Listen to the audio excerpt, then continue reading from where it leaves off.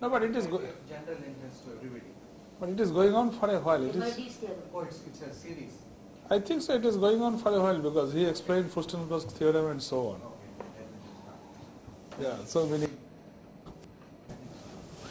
It uses some machinery which he has already. He is already. Yeah.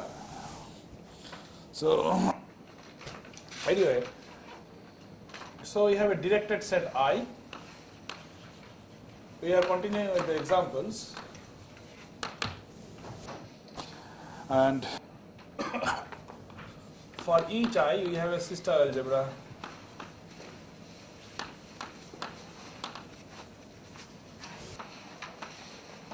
Oh, this construction is called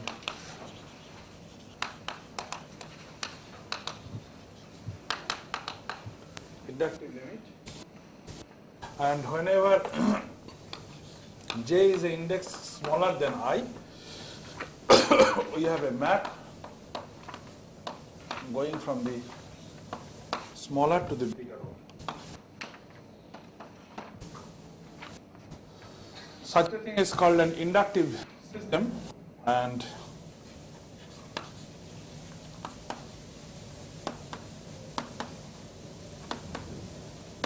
then the inductive limit is a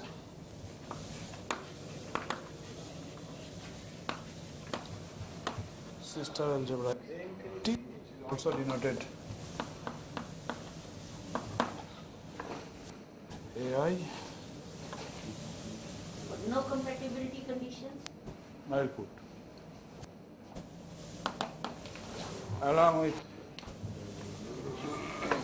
maps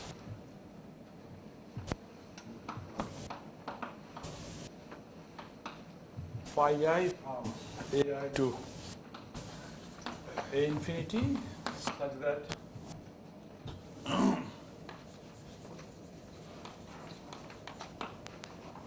maybe, yeah, whenever we have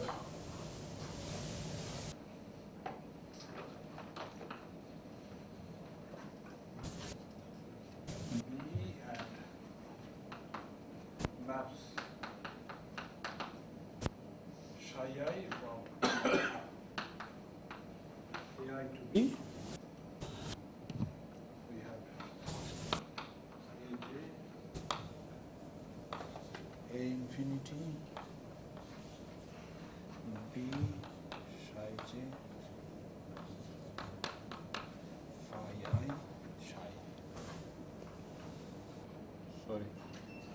phi j, and the condition which I forgot she reminded is that these maps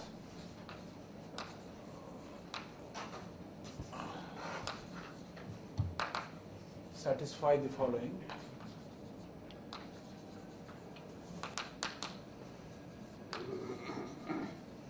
Consistency condition. So suppose you have three things, j less than I less than k.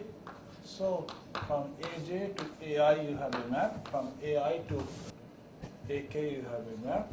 So phi ij, phi ki, and then this is phi kj. So if you have such a system, then one has to prove, of course, this is just a definition, then we call it an inductive limit. Okay, so phi is not assumed ejective?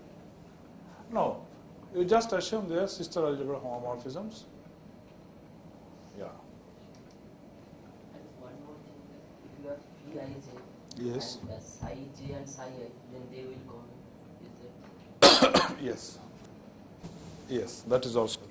So these i's are also consistent in that sense. So you have from aj to ai, phi ij, b, psi j, psi I. Yeah. So you have map psi I satisfying this condition, then there is a infinity satisfying this, and proposition is that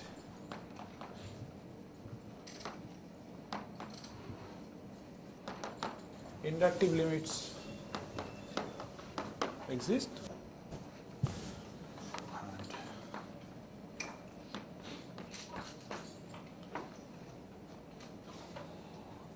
proof, this is okay, meaning I am not writing it in great detail. So A tilde infinity is the space of elements. This is an element in product AI as a set, such that there exists I naught in I for all I greater than I naught. AI is phi I naught of A I naught.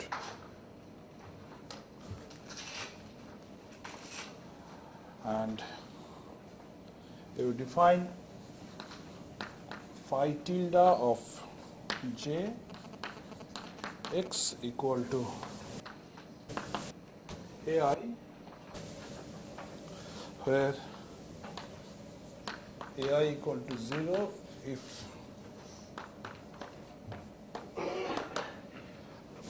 and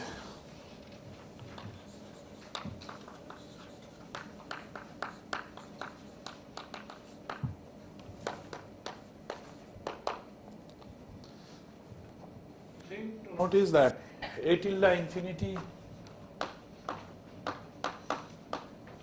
is a star algebra, and second, of course, phi tilde j, huh? It is in from AJ. So phi tilde j is a map from AJ to A tilde infinity. So these two quantities kind of here, if I drop this condition that it is C-star algebra, treated them as star algebras, then of course A tilde infinity and phi tilde j solves this problem. So now you define a semi-norm on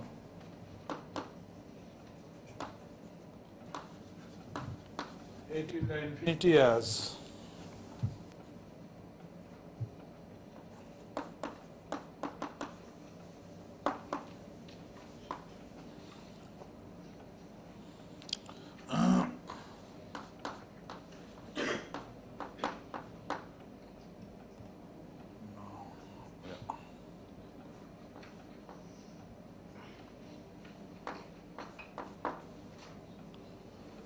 this lim sup is over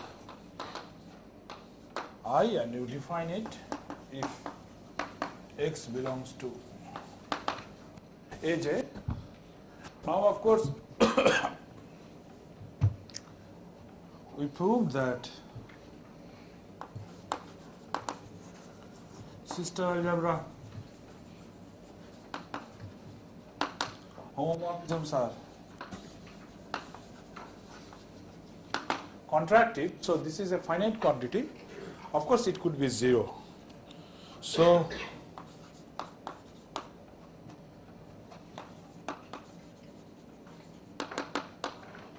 finite, since it is defined using a tail, so it is That is the limit, right? Why lim sup was a monotone net. huh.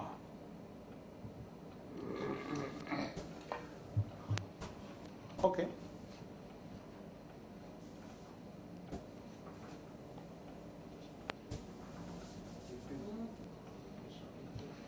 Hmm? This decrease. No, Norm will decrease, it is decreasing.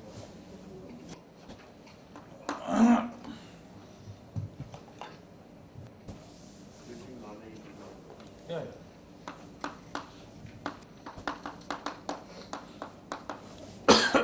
It is independent of x and it satisfies the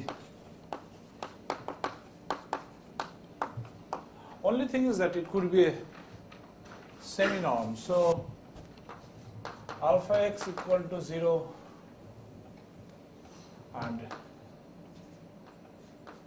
does not imply x equal to 0. So standard solution is you look at n alpha equal to all these x's in a tilde infinity such that alpha x equal to 0, then n alpha is a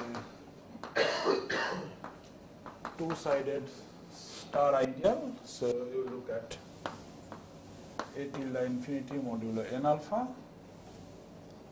you call it, I don't know. On this, alpha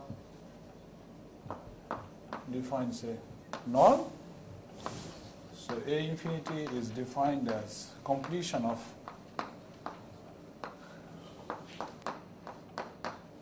the norm coming from alpha.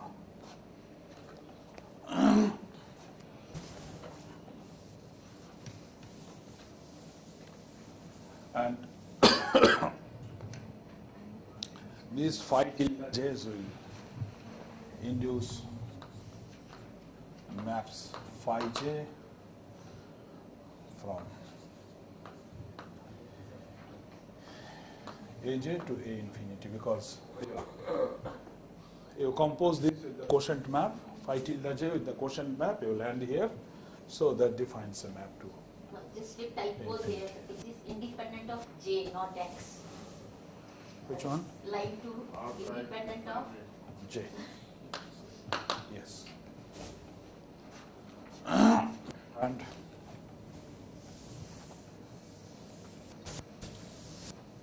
so this is a general construction, and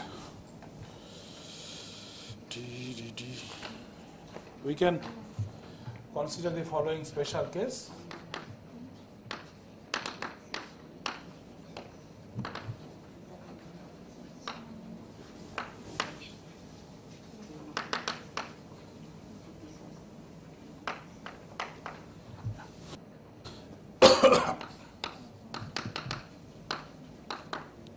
This is due to glimpse. Index set is natural numbers, and you fix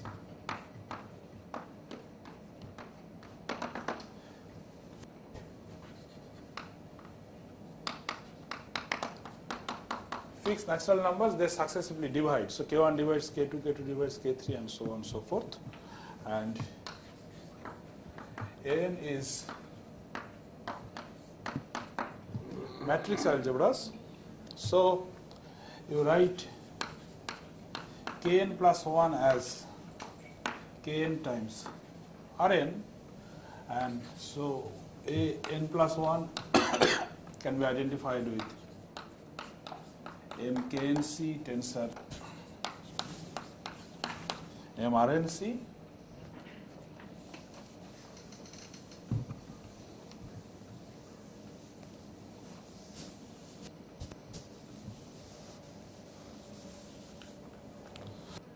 So, and these maps, it is enough to specify phi n from an to an plus 1. So, phi n of x equal to x tensor identity of this size, and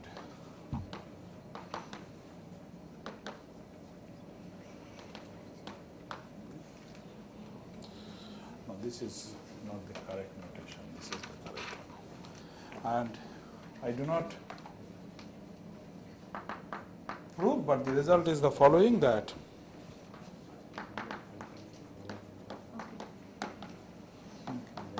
given a prime P, NP is the largest integer such that so this divides Kn for some n. I will illustrate this with an example. So NP can be infinity if we take Kn equal to 2 to the power n. Then of course, given any number, it divides some Kn. So In that case, N2 is infinity. And two such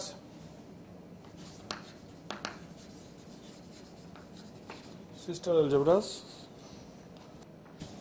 are, so given any such thing, we can associate a sequence of numbers which are indexed by primes, and two of them are isomorphic if and only if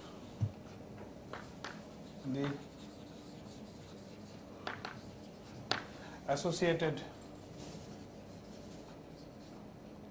sequences are same.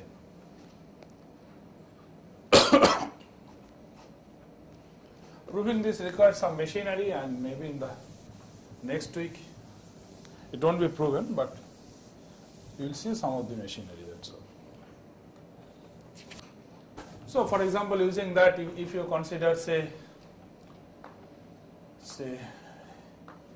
M2, and then from M2 you have M2 square, so you can consider their limit, which is not isomorphic with, for example, this. Sorry, here's something I don't understand. What? You actually have a sequence of sequences, right? Which one?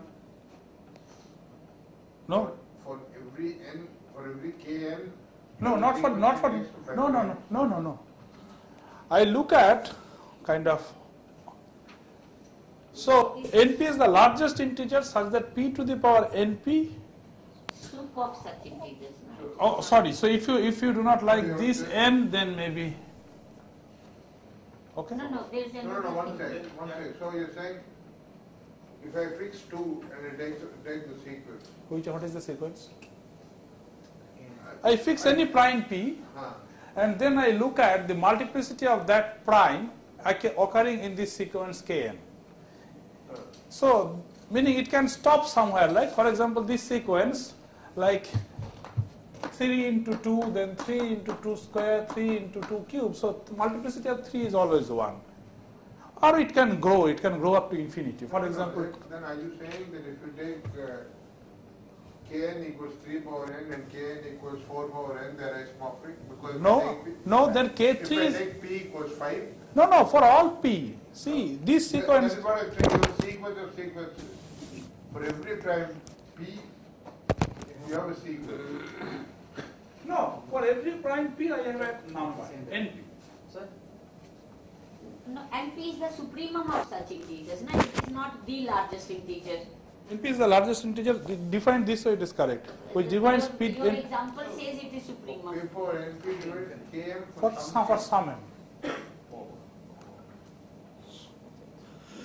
Is it necessary? Okay, so this is okay, right? So let us again spend some time. So what? But it is supremum of Maybe an example you can. Yeah, so let us do that. So let us take, so I will write down like K1, K2 and so on. So I take 2 square, 2 cube. In this case, of course, N1 does not make sense. So N2 is infinity and NP equal to 0 for all P not equal to 2. Let us take this 3 times 2 and then maybe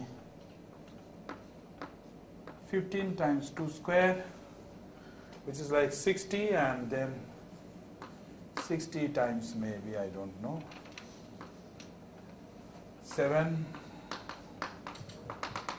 It goes on. Then N2 is, see, what is the largest power of 2 which divides kind of this sequence, keep on dividing. So it is really 4. So N2 is it 4? No, 2 square, right? So it is 2. And 3 is, there is only 1 3. So 1.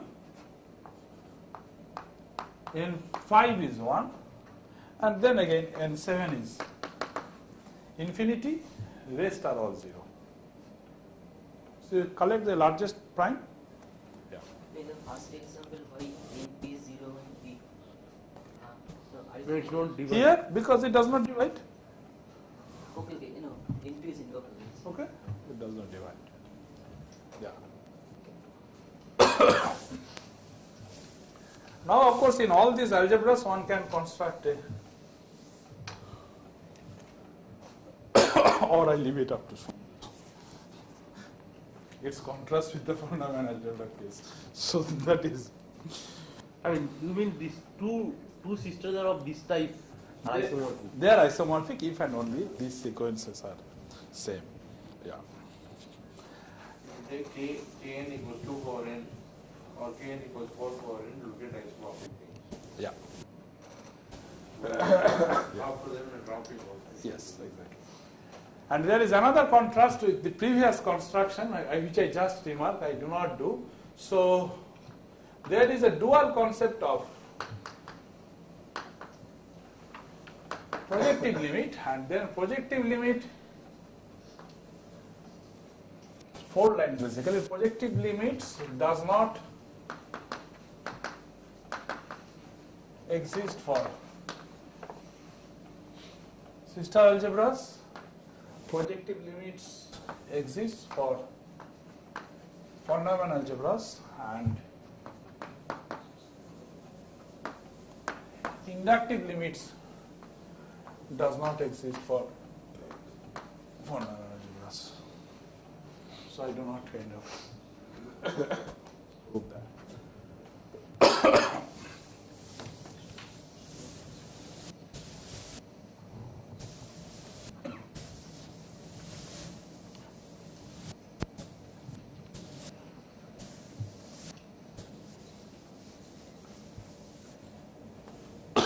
So reference for this fact is Glean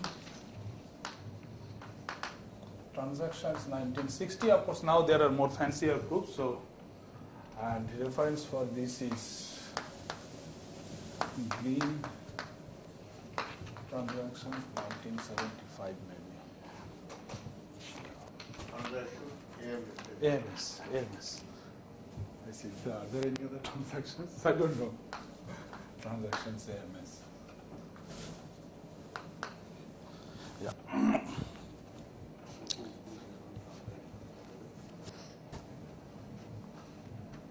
What? London math, Canadian math, Australian math, they all have transactions. Is it? Bulletins they have. Proceedings. I don't know. I do not know that they have transactions. A Canadian math bulletin, of course, is there.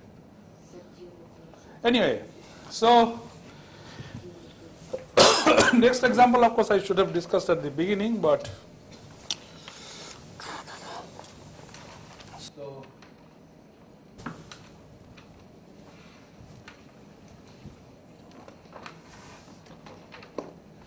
G locally compact Hausdorff topological group. Then there exists unique is up to scale, regular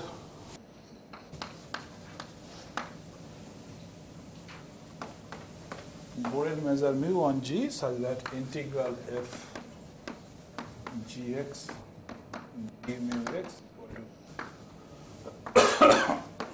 integral fx d mu x for all f in continuous compactly supported functions on G. And then, of course, so let us denote d mu x by dx. Then if we have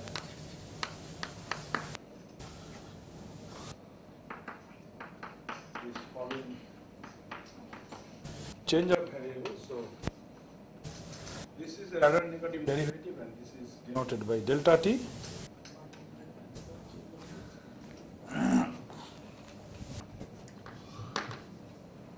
F1 star F2 at t t equal to integral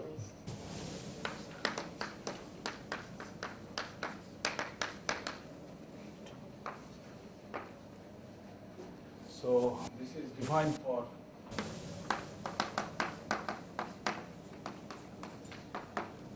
F1 between L1 and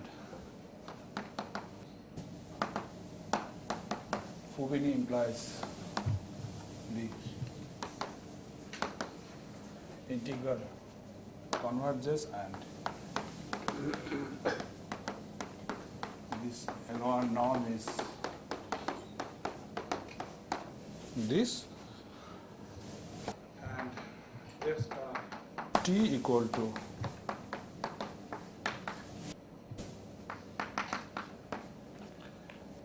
delta t inverse f of t inverse bar.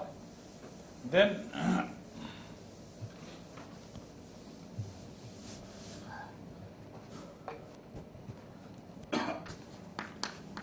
L1G becomes a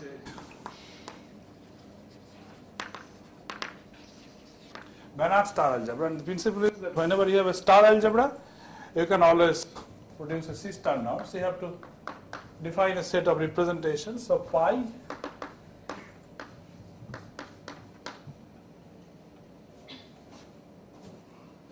let us put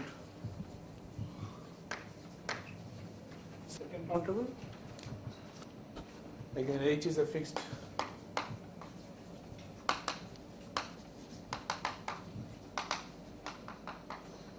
separable Hilbert space.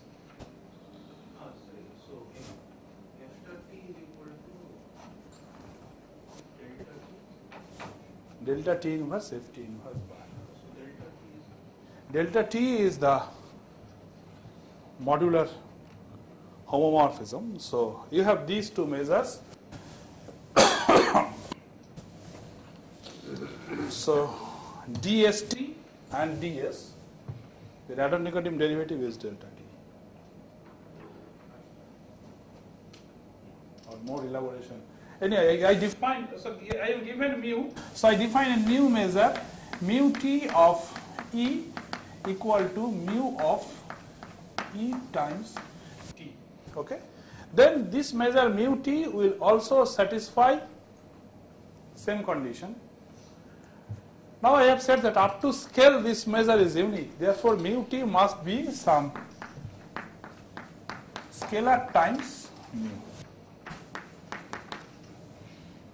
From that uniqueness, so this is a homomorphism, continuous homomorphism, that is called delta t. So this is a strongly continuous unitary representation. That means for all G, UG is a unitary operator on H, and for all vector xi in H, this map G going to UG xi is continuous.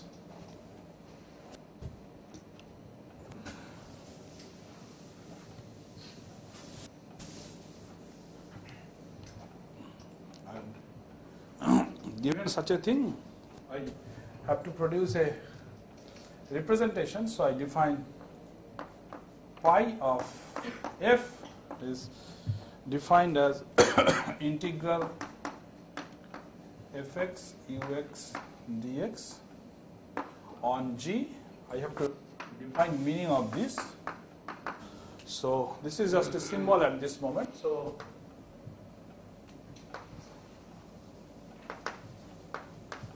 consider the bilinear form.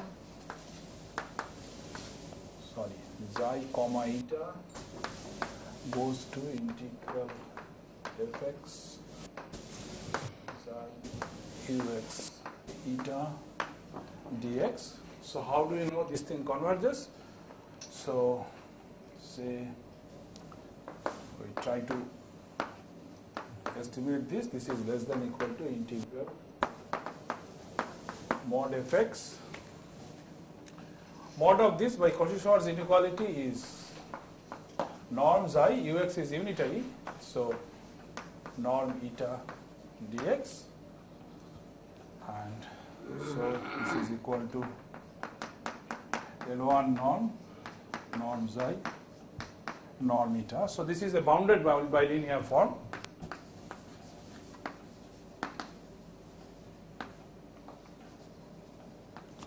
So this defines a bounded operator.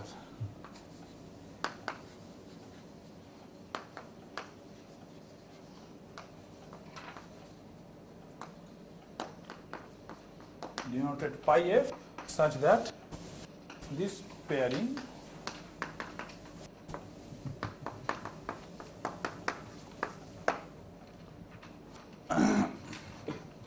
and then one can verify that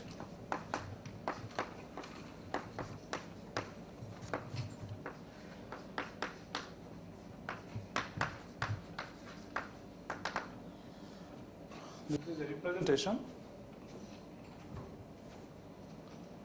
So policy is that if you fix a star algebra, fix a family of representation, consider the norm as supremum of all those norms. If that is finite, then that gives a C-star norm, pre-C-star norm. So now you define norm f to be same as, of course, this defines a bounded operator pi f such that this happens, and because of this, this is less than equal to L1 norm of f. So this is supremum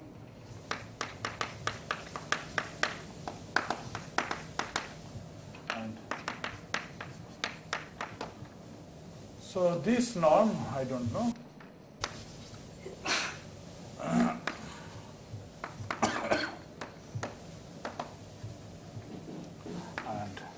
C star G is defined as completion of L1G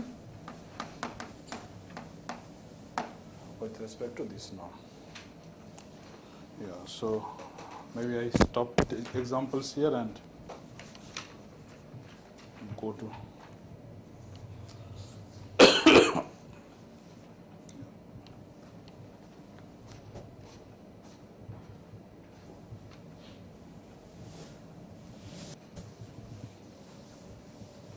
The reduced one, is it? no. This is not the Full. full. So if pi, I don't know. Like that pi f is makes sense. Like, Pi? pi of f, definition of pi. Yes. That is here. No, that is. No, why that? I mean, pi of f is that. That is there. That's what I'm saying. If you have a bounded bilinear form, then it defines a bounded operator such that this occurs. And that is the definition of pi.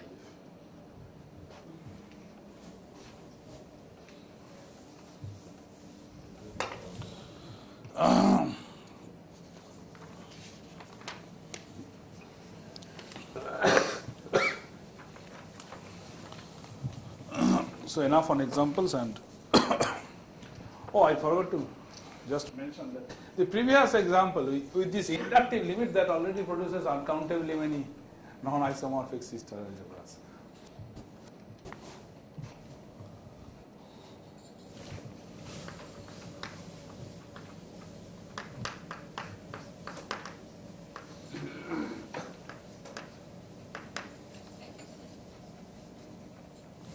For each C-star algebra A,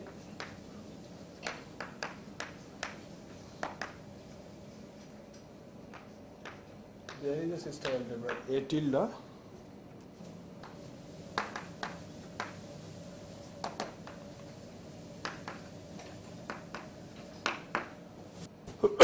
with unit containing A as a closed ideal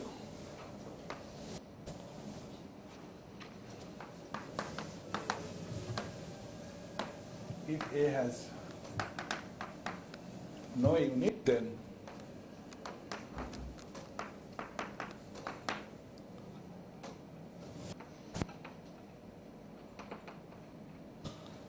so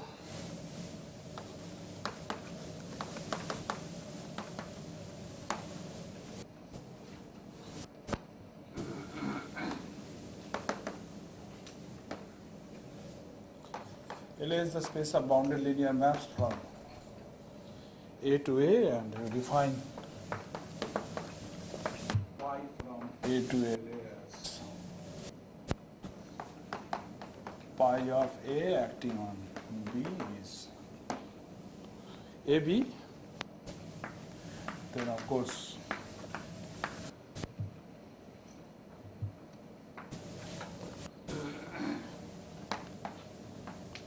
pi is a homomorphism.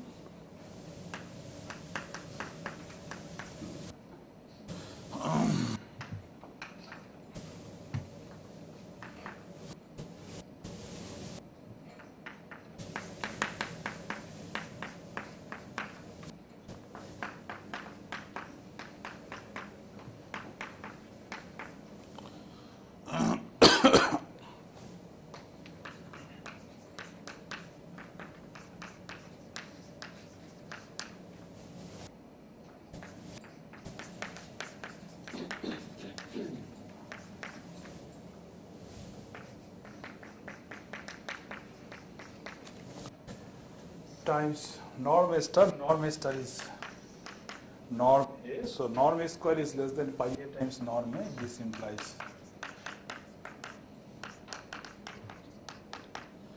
so we have this, so we have that. Therefore, norm A equal to norm pi A.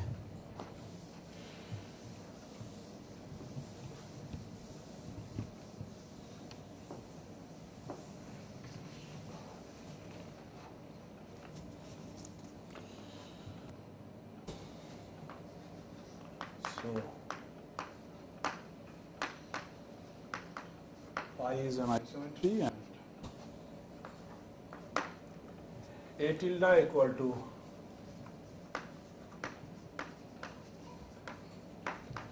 algebra of operators of the form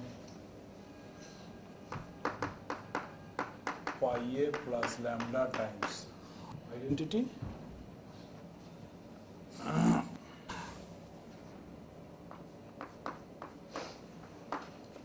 A is complete, pi is isometric, therefore pi A is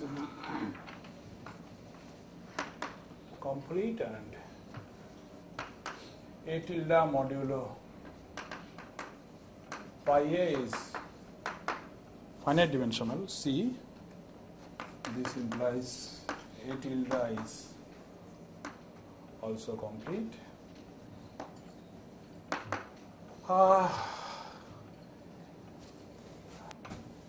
Maybe let us reserve this as an exercise, okay?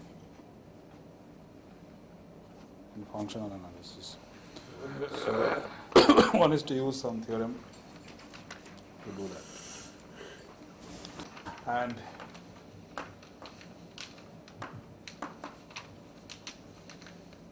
A tilde has involution.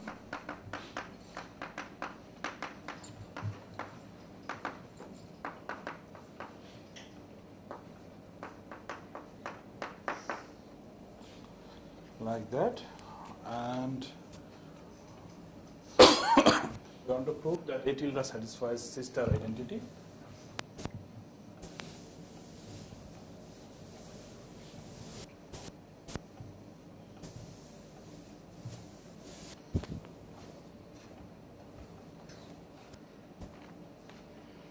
So in exercise you want to write if A has no identity for second part.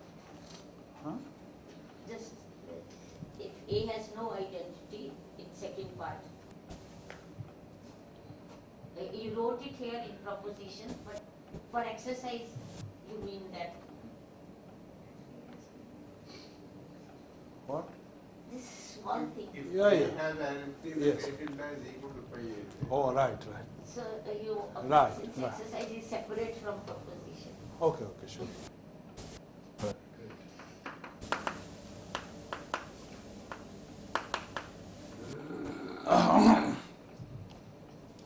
So there exists B. So pi A plus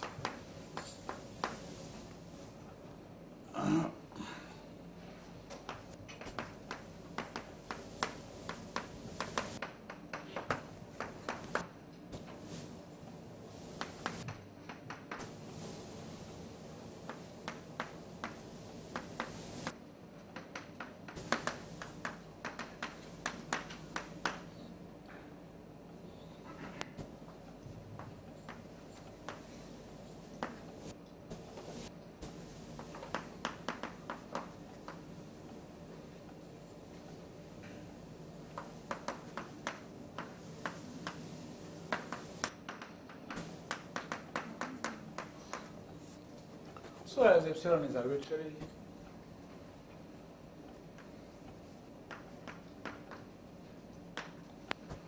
we have got this thing.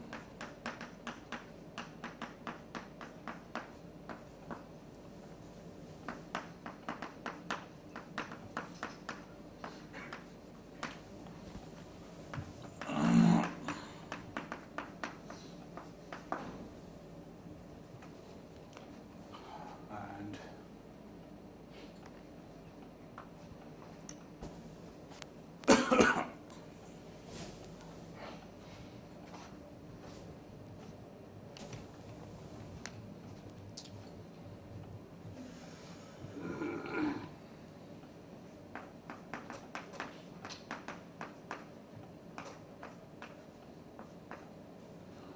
norm of this has kind of, by expanding this, this is isometric, therefore sister condition holds.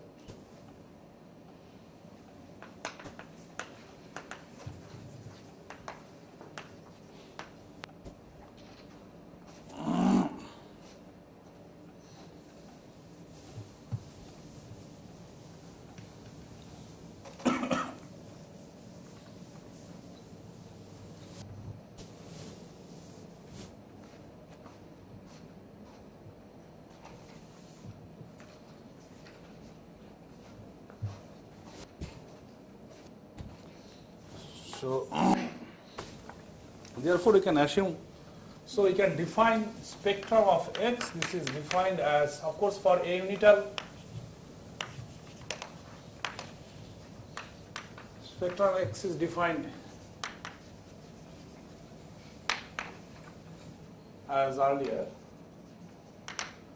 and for non-unital, spectrum of X is defined as spectrum of X inside a tilde.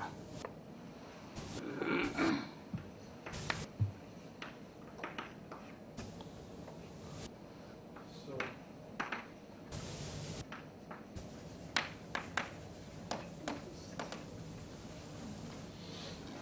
let there be little bit of care, little bit of care. If A is not unital, then you can't write anything like A plus lambda. Are you talking in A tilde or what are you saying? this product makes sense. No, but product makes sense. So it is defined With that A, way. if you are in A, then you can't write A plus lambda if you are talking in A. No, this product makes sense. This is the shorthand for the product. Product makes sense. That's This is a okay. shorthand for the product. I mean, This is the shorthand for the product AB plus lambda B, yes, that's fine. and then star Yes. of this is Yeah, so B that's- star S star plus lambda. lambda bar B star. Doesn't Yes. matter, I put lambda bar here or here. Yes.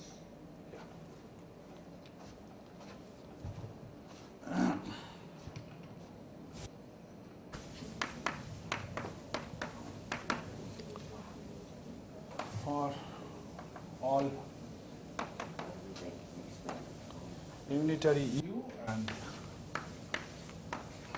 spectrum of H contained in R for all self-adjoint H, that means H equal to H star.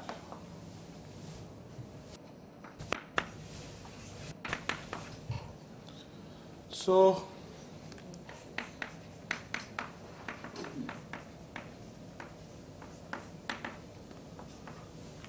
this is identity, so non U square is 1, therefore spectrum of U is contained in ball of radius 1 around 0, and also as U is invertible, so 0 does not belong to spectrum of U, so or maybe U inverse is also unitary, so same thing.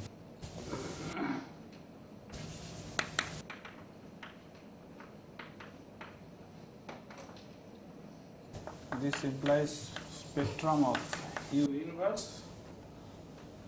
Oh no, I cannot use that. So, no.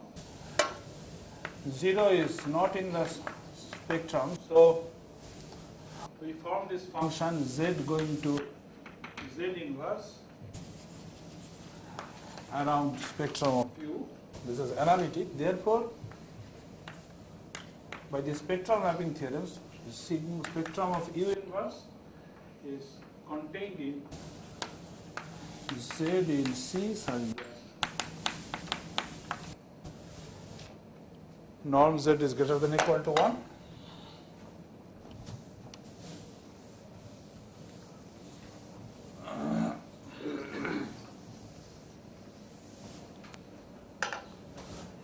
And so this is for arbitrary unitary, in particular u star. So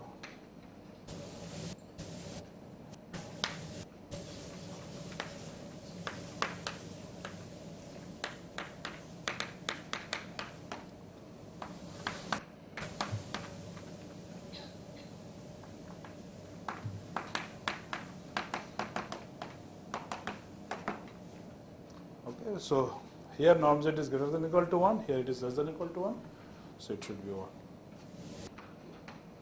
And 2, you consider this quantity e to the power IH, then this is a unitary, yeah, because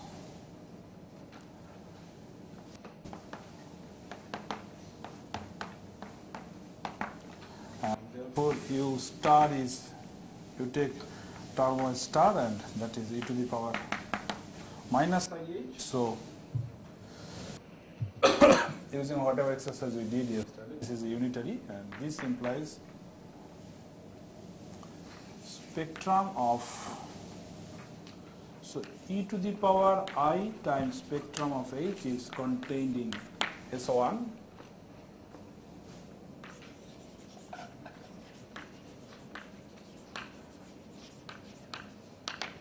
by spectral mapping, and that implies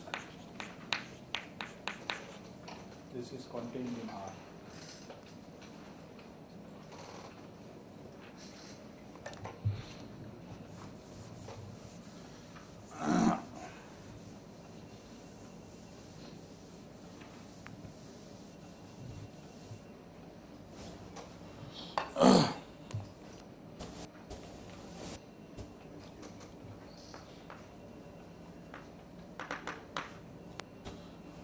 So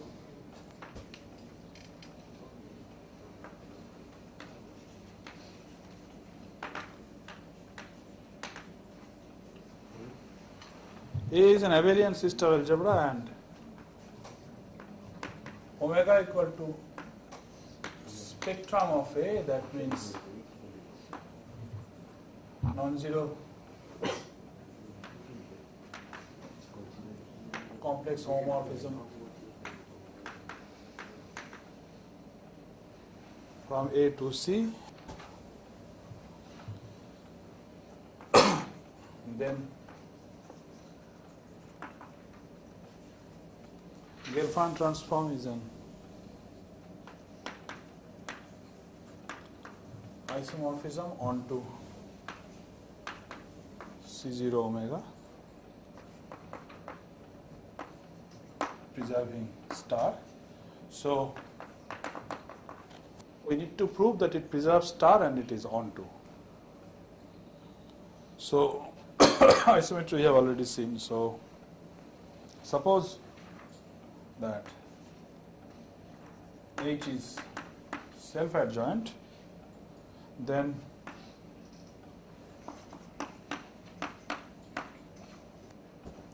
omega of H, this is contained in spectrum of H and that is contained in R.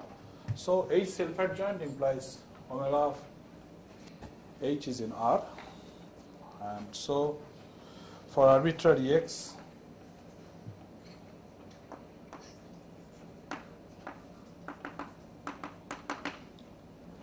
write X like that.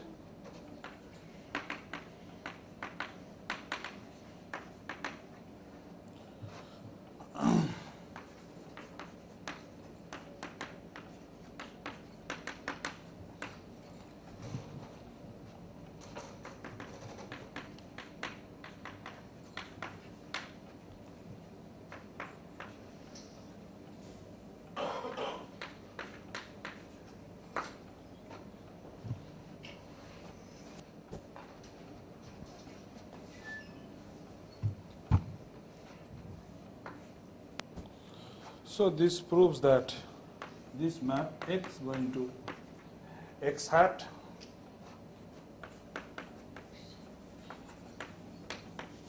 preserve star, and it is onto because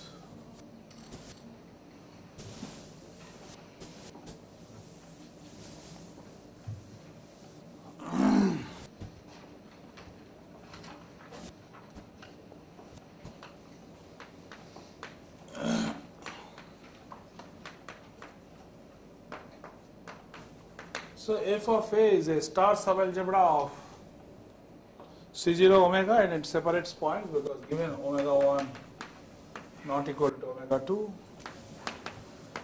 there exists x such that omega 1 x is not equal to omega 2 x, and that means x at omega 1 is. So it separates points, and therefore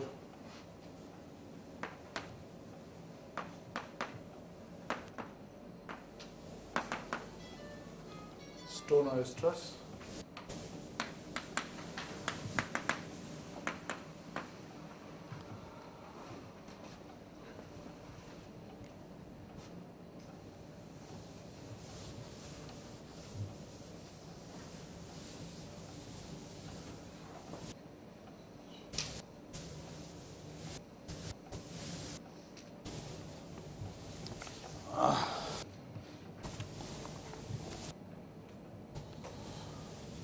So we start with A, and A is commutative, then it is isomorphic with C0 of omega A. Now one can start with a space omega, pass to C0 of omega, call this A, and ask whether omega of A is same as isomorphic with omega. So that is the proposition.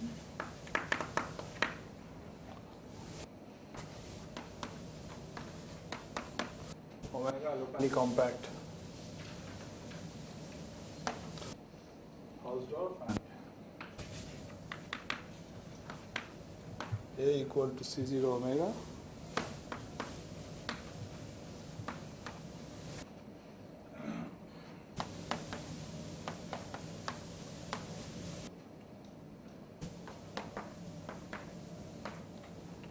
This omega hat is defined as omega hat of x. Now x is a function on the C0 omega, so x of omega makes sense. Evaluation. This is the homeomorphism of omega onto omega A.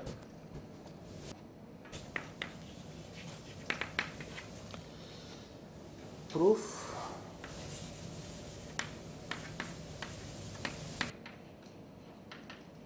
We will just do this case omega is compact. So this map omega going to omega hat is continuous. That is because suppose omega alpha converges to omega, a converging net, then given any function x, x of omega alpha converges to x of omega, and that is omega hat alpha of x converges to omega hat x. This is true for all x in A, so by definition of weak star.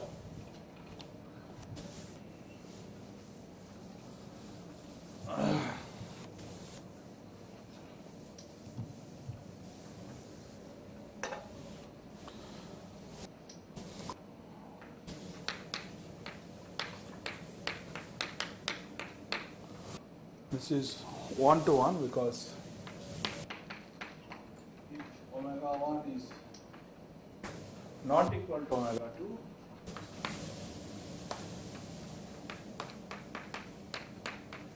so you have two different points on this set. So by Thiett's extension, there exists a function f such that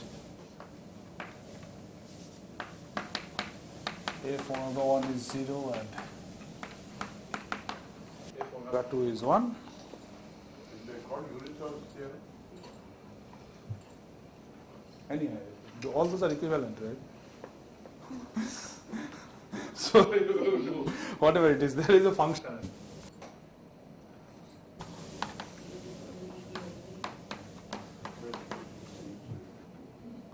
You take at 0 and then you extend beyond something, you can do that. So these two things are not equal.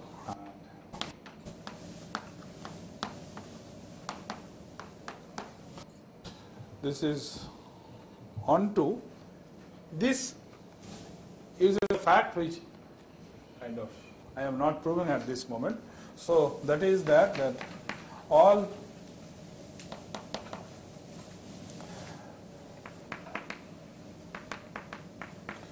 maximal ideals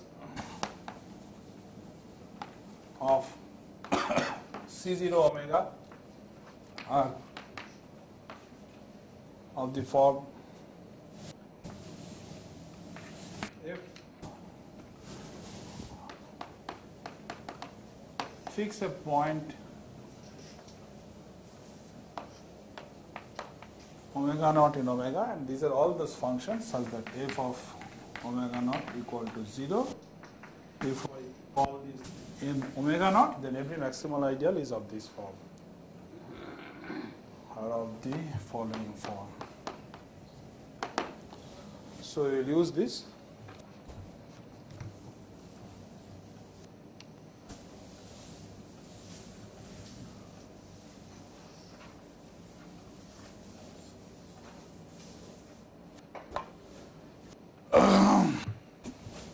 So,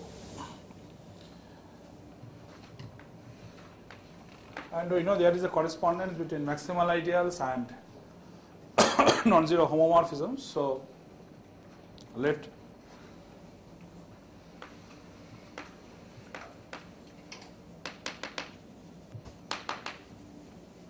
M be a maximal ideal of A,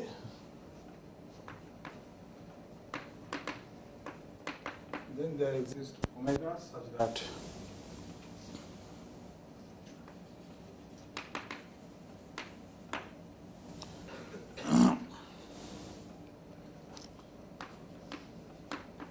let phi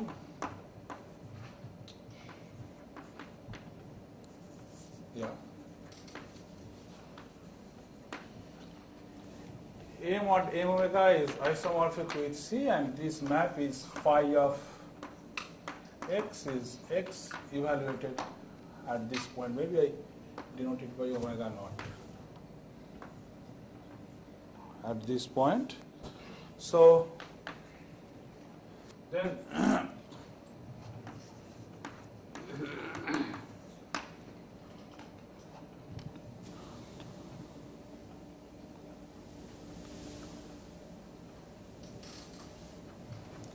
so then omega naught hat equal to phi. So you start with a maximal ideal or equivalently some homomorphism. You want to prove that that is in the image of this, and therefore this is a homomorphism.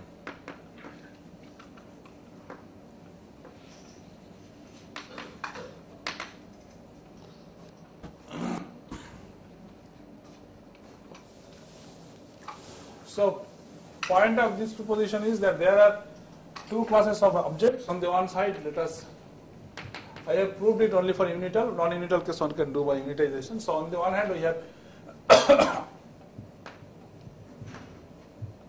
unital commutative sister algebras. On the other hand, you have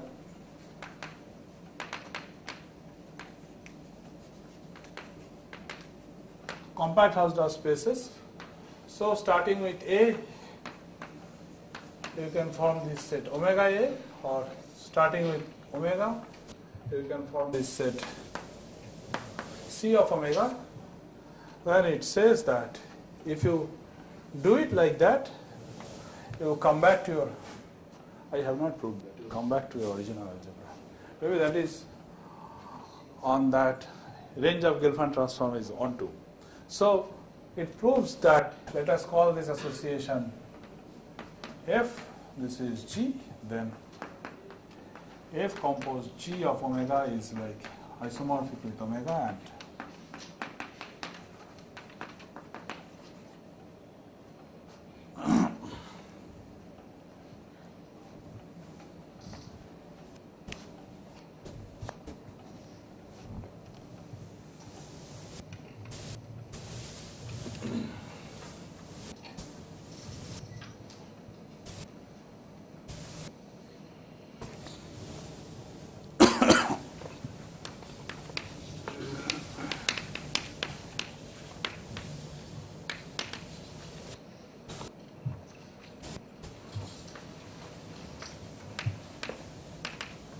suppose I have two unital sister subalgebras.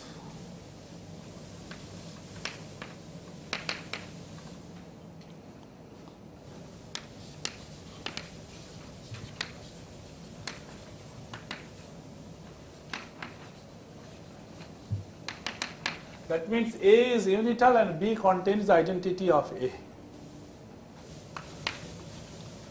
Then of course, given any element in A, I can think of its spectrum in B, I can think of its spectrum in A, and those two are same.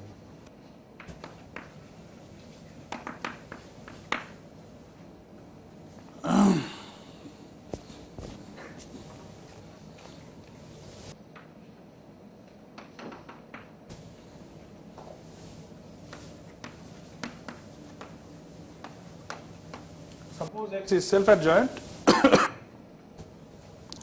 then of course, meaning not then, always, this is true. So, and now suppose lambda is in sigma x complement, then for epsilon greater than 0, you look at lambda plus I epsilon. They are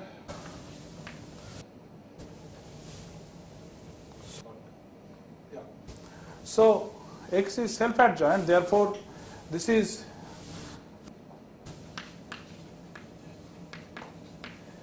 contained in R, so this is not there. That implies, so this is contained in R. So as this is contained in R, this is not there. So this object belongs to B.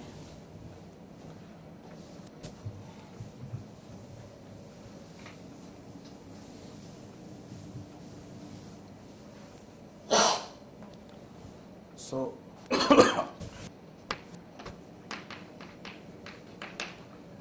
this map inverse is continuous, so this converges to X minus lambda inverse, which is in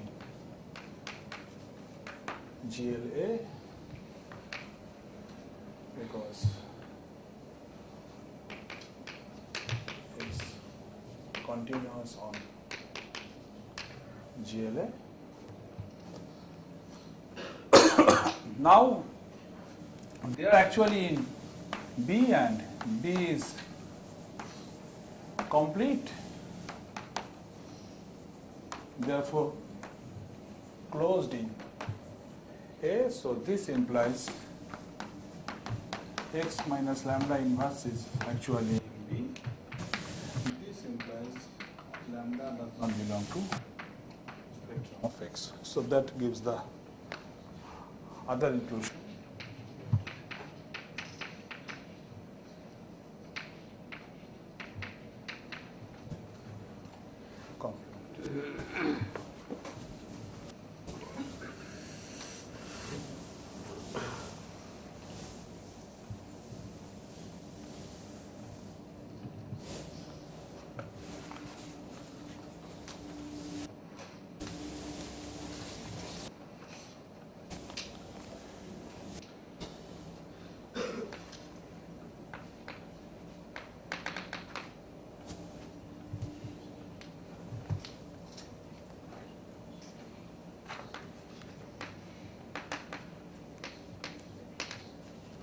A is a unital sister algebra and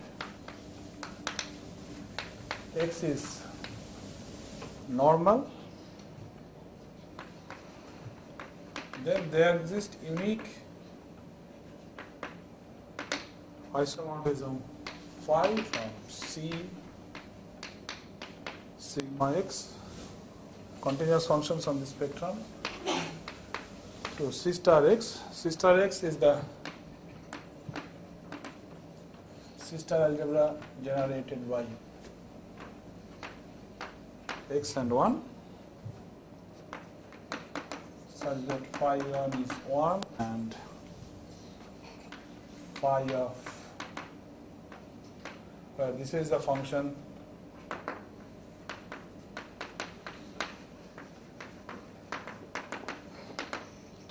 maps z to z.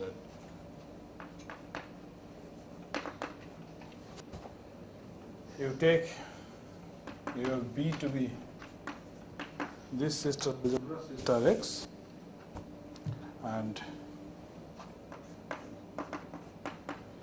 P to be set of polynomials in x and x star.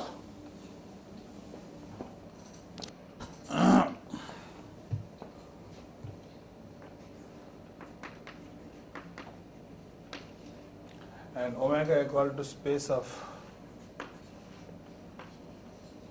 complex homomorphism from B to C.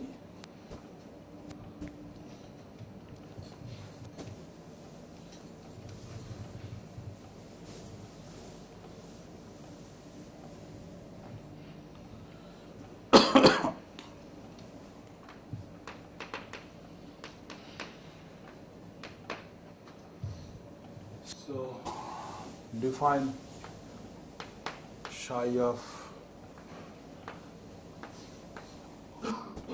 omega to be x hat omega. Then of course we have already verified that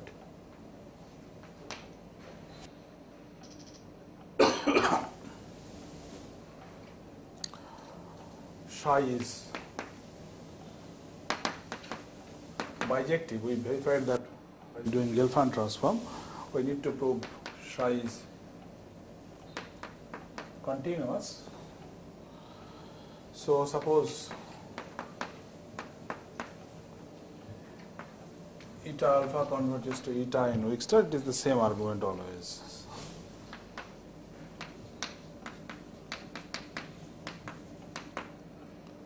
That shows, yeah, those numbers converge. So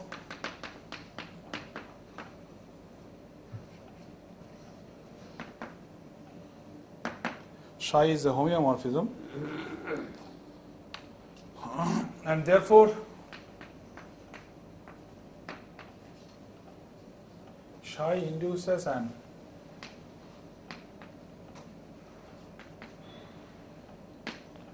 isomorphism between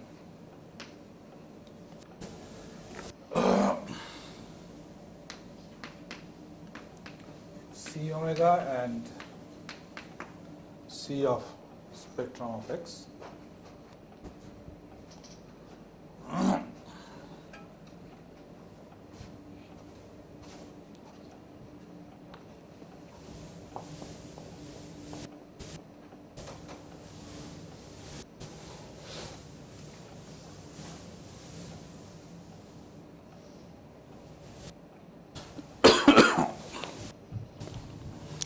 And of course we have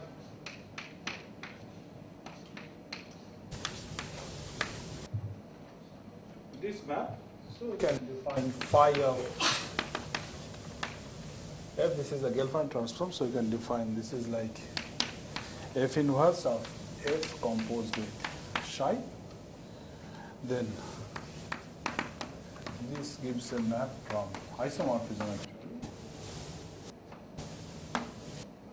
to B.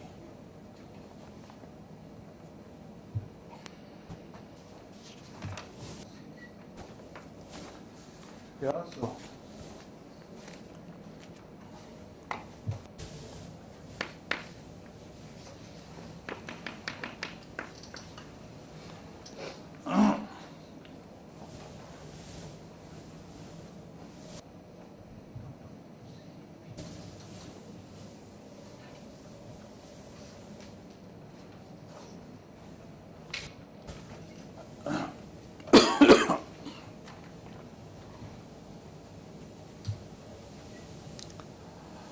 So this is remarkable because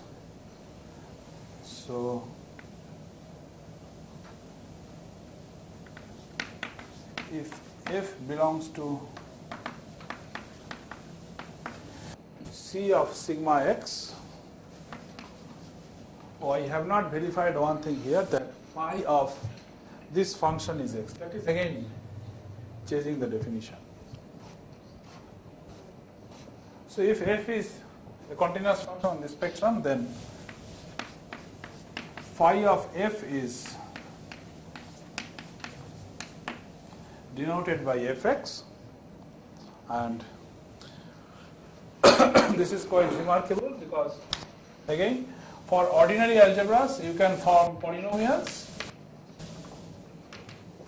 So if an ordinary algebra A, you have a polynomial P, then you can form elements like P of x. If it is a Banach algebra, and then of course you have f which is holomorphic in a neighborhood of A, then we defined a homomorphism. So this algebra is a larger algebra, and then we defined a homomorphism which extends this. And now for sister algebras, of course you cannot do it for an arbitrary element, but if x is normal, then now you further extend this into continuous functions on the spectrum, and then you have a homomorphism from here to the algebra denoted by same thing, and which extends this concept. The fact that this extends this concept, anyway, using this polynomials one is to R.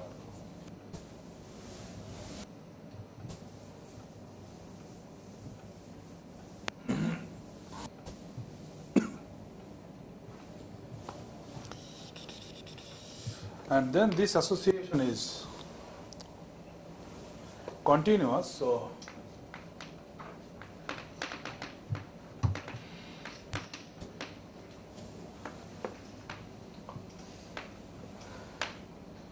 if it is compact, and then you consider this set of all those element x such that spectrum of x is contained in K, and A from K to C is continuous, then this map, now you hold your f fixed and look at this map x going to fx. This is continuous. So proof there exists a polynomial P in z bar such that which is close to f, so supremum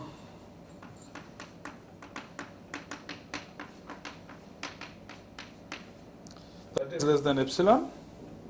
So you're fixing it to be a normal element of some fixed history. X normal. And belonging to some fixed history. Yes, and the spectrum is contained in K. No. And X belongs to fixed history. Yes. Otherwise I cannot. Yeah. Continuity does make sense. Yeah.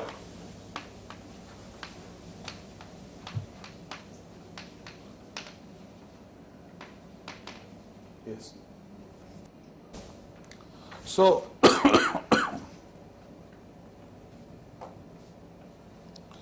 and as all of their spectrum is contained in M, therefore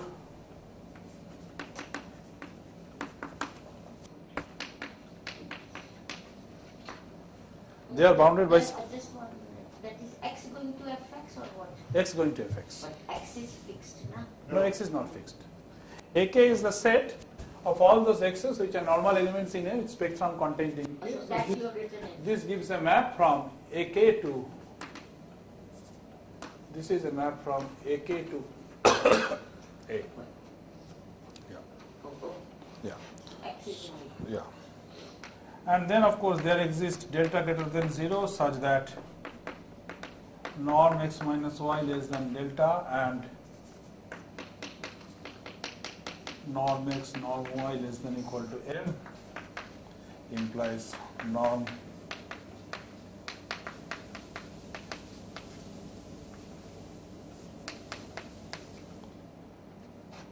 of those quantities is less than epsilon.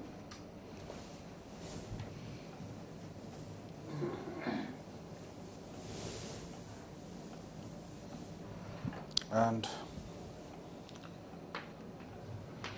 so if xy is in from ak, then we know that this is satisfied and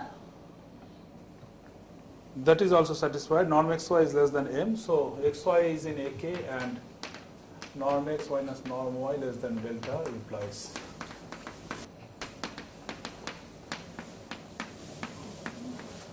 less than 3 epsilon, because of that px star minus fx less than epsilon, p y star minus fy less than epsilon, and of course you have this. So these and these two together implies this. When you say this, there exists M, don't you have M in hand or something? Huh? There exists M such that X belonging to AK. So this set K is contained M in. is very much in hand. I mean, Yeah, of course, there is nothing. K is a compact set, therefore it is contained in a ball of large It's radius. not And that you have to go to Yeah. a yeah. So it is contained in a large ball, and so it is that.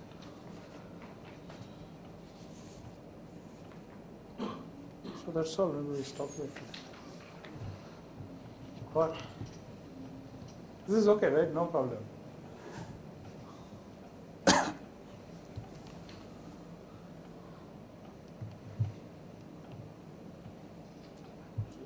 So when you going to give in those notes? Just today after this I can scan kind of meaning it is not entirely written. So up to lecture 3 I have written completely. Lecture 4 of course today.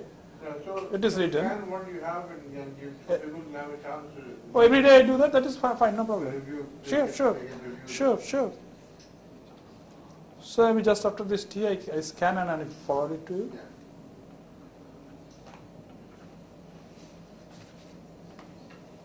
Now, what was that Saturday thing? Saturday lecture? No tutorial. So Saturday afternoon there is no tutorial. So Saturday you have Chutti. Enjoy the scenic beauty of Mahabalipuram.